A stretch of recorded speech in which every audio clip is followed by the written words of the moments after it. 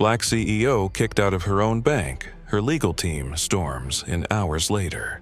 The bank's glass doors slid open with a chime, just as two armed security guards gripped CEO Naomi Carter by her arms, forcibly escorting her out. Her Louboutins scraped against the marble floor as she struggled, her voice sharp with fury. "You can't do this. This is my bank."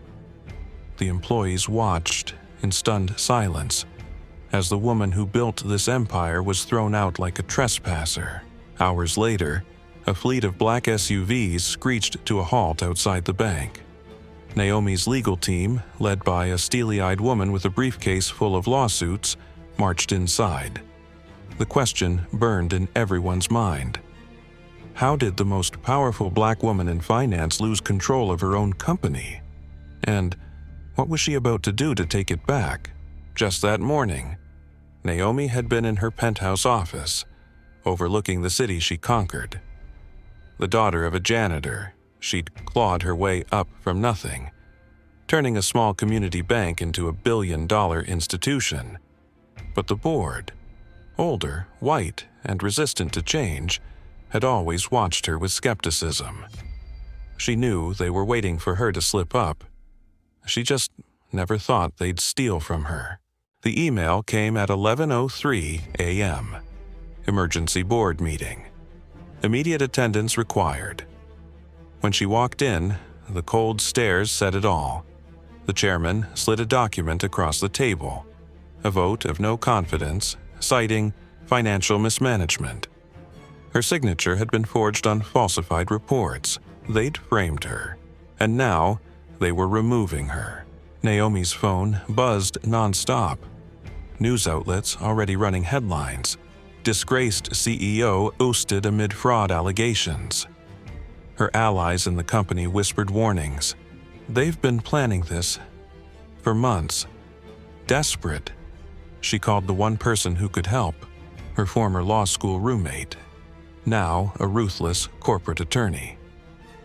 "We're not asking for your bank back," her friend said. "We're taking it." The legal team uncovered the truth. The board had siphoned millions into offshore accounts, then pinned it on Naomi. But they'd missed one thing: a secret recording.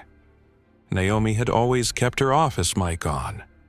And in that recording, the chairman admitted, "She's too good at her job. We need her out before she exposes us." The night before the hearing, Naomi sat alone in her empty penthouse. Her accounts were frozen. The media painted her as a criminal. Even her mentor warned, "They'll destroy you before they let you win." For the first time in her life, she wondered if she should walk away.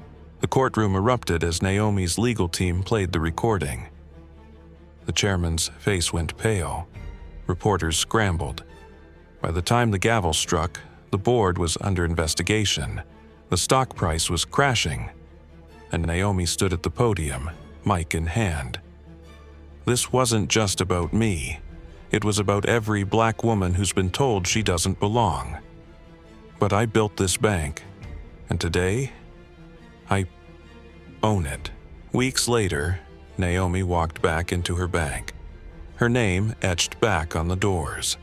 The boardroom now filled with faces she trusted. The fight had cost her sleep, allies, and a piece of her faith in the system. But as she looked at the young black interns watching her in awe, she smiled. This was just the beginning. If this story touched you, hit that like button and drop a karma in the comments below.